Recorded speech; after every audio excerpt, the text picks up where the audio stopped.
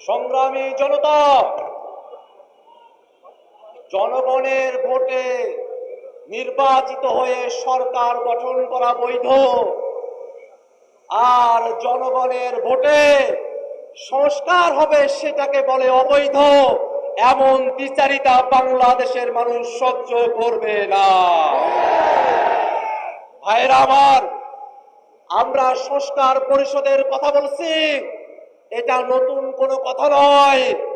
ঐক্যমত্য কমিশনে ৩০টির উপরে রাজনৈতিক দল একমত হয়ে সকলে এক কথা বলে সংবিধানের টেকসই পরিবর্তনের জন্য, সংস্কার সাধনের জন্য, সংস্কারকে টেকসই করার জন্য সংশোধনী নয়, সংবিধান সংস্কার পরিষদের বিষয়ে সকল রাজনৈতিক দল আমরা একমত হয়েছিলাম। কিন্তু দুর্ভাগ্যের বিষয়, ভোটের আগে পর্যন্ত তারা ফরমালি গণভোটের বিপক্ষে বলে নাই, কিন্তু ভোটের পরে টুঠাট মেজরিটি পাওয়ার কারণে তারা জনগণের রায়কে বিধ্বংগুলি দেখানোর সাহস করছে। জনগণ গণভোটের মধ্য দিয়ে বাংলাদেশের রাষ্ট্র কাঠামোতে যে পরিবর্তন চেয়েছে, আজকে 2/3 ক্ষমতার জোরে তারা সেটাকে অমান্য করার পায়তারা করছে।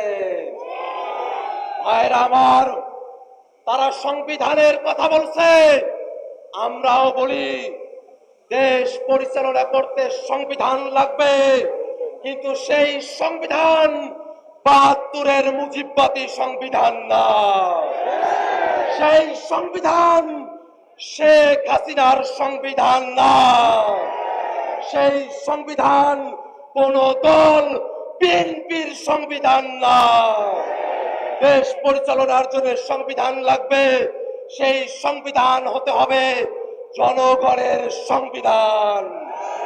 আর সেই সংবিধানে জনগণের কথাগুলো থাকবে, তার অন্যথা আমরা হতে দেব না। আমরা তো বুঝি আপনারা সংস্কার চান না, গণভোট চান না।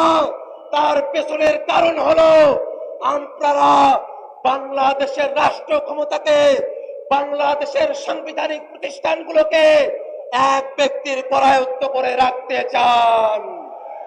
গণভোট মেনে নিলে সাংবিধানিক প্রতিষ্ঠানগুলোতে নিয়োগ স্বচ্ছ হবে, আপনাদের কর্তৃত্ব এককভাবে থাকবে না।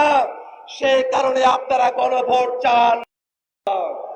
গণভোট মেনে নিলে তত্ত্বাবধায়ক সরকারের অন্তর্বর্তীমূলক সম্মিলিতভাবে একটা কাঠামো আসবে, আপনারা সেটা চান না। গণভোট কার্যকর হলে উচ্চকক্ষ হবে ভোটের পিয়ার অনুযায়ী, আপনারা সেটা চান না। আপনারা মৌলিক কাঠামোর পরিবর্তন চান না, এ কারণে এই গণভোট চান না। আমরা বলতে চাই, সংসদে আপনাদের সংখ্যাগরিষ্ঠতা থাকতে পারে, কিন্তু বাংলাদেশের জনগণ 70% সংখ্যাগরিষ্ঠতা নিয়ে রাজপথে আছে। এই জনগণকে কোনোভাবেই অমান্য করে আপনারা টিকে থাকতে পারবেন না।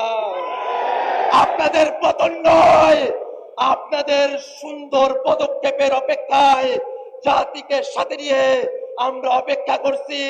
সংসদে, রাজপথে কথা হবে সংস্কারের জন্য। ইনকিলাব জিন্দাবাদ।